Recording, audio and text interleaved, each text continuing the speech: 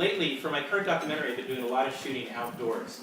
And one of the things you've probably noticed when you're shooting audio outdoors is wind creates this wonderful sound effect that often makes it hard to hear the audio and a lot of kind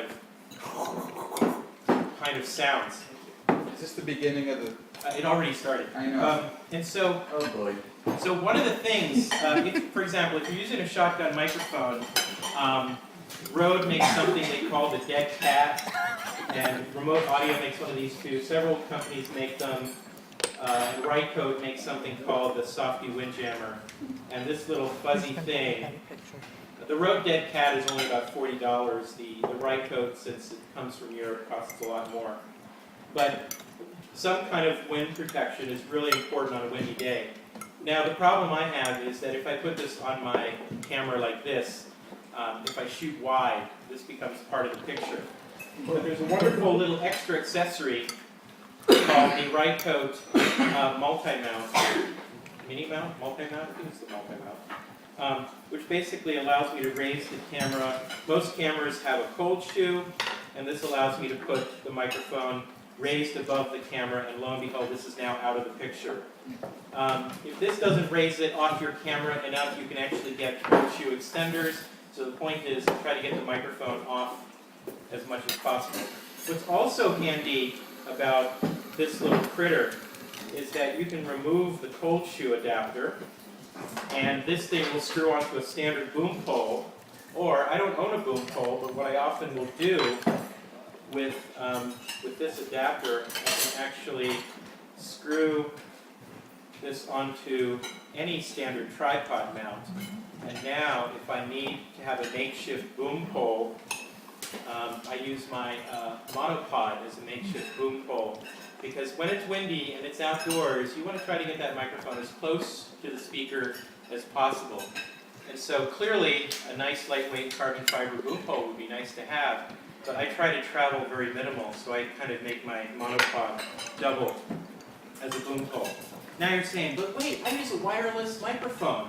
Well, Remote Audio and Rycote make what's called a lavalier windjammer, which you can put on your lavalier microphone, and now you have a little fuzzy decorative thing, but it's very practical because it'll reduce the wind noise.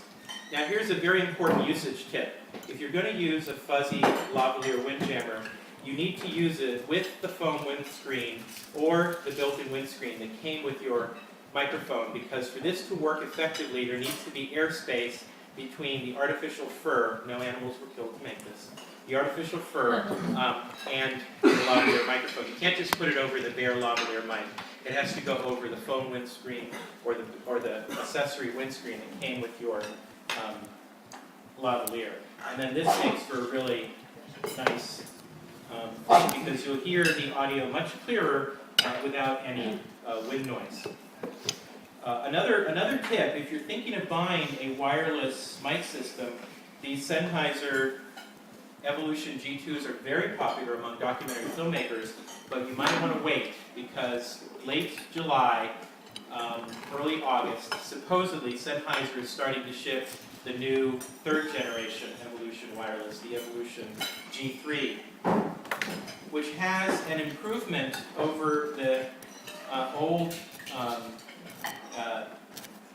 wireless, Evolution wireless. That what they've done is that right now, this is a standard one antenna system. The Evolution G3 is going to use the mic cable as a second receiver antenna, and not to get too technical, but that will cut down on what's called intermodulation. Sometimes you get reflections of your radio waves, reflections hitting the antenna, so you get some strange interference. But the new generation, the new G3, will actually use and choose which antenna sounds better and choose the right one to use. So it'll be sort of not a full, what's called diversity with two separate receivers, but it will switch between the two antennas. So I guess what you would call a partial diversity system. A true diversity system is very expensive because it's got two completely separate receivers. This will be sort of a low-cost version of diversity with improved reception. So if you have any questions about wind noise or wireless, let me know. I'm available to answer those questions afterwards. But fuzzy things will dramatically improve the quality of your audio on a windy day. Dave,